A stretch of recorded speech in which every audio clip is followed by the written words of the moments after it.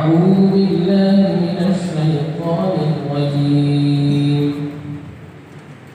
وإذا جاءتهم آية قالوا لن نؤمن حتى نؤتى مثل ما أوتي رسل الله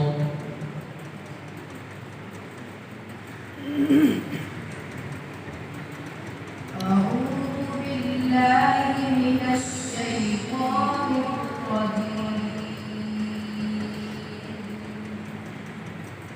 بسم الله الرحمن الرحيم وإذا جاءتهم آية قالوا لن نؤمن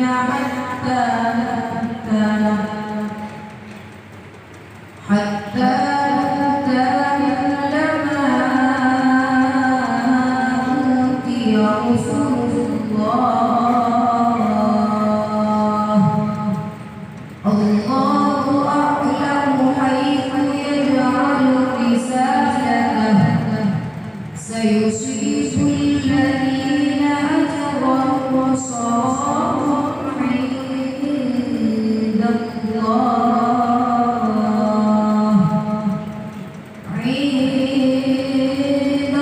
الله وعذاب شديد بما كانوا يمكرون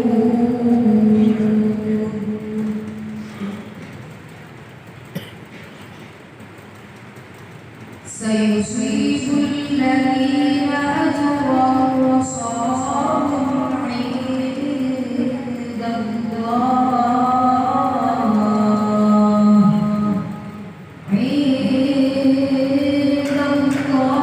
وعذاب شديد بما كانوا يمكرون فمن يريد الله أن يهديه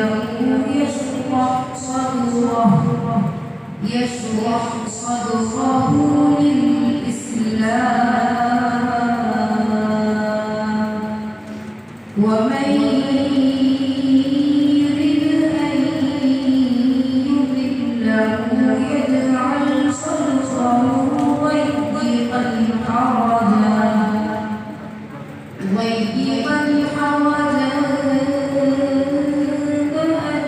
كأنما يصعد في السماء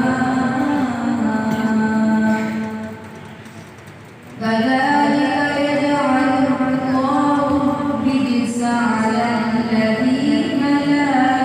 يؤمنون وهذا صراط ربك مستقيما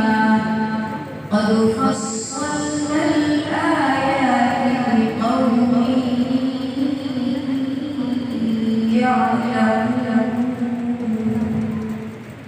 قد فصلنا الآيات لقوم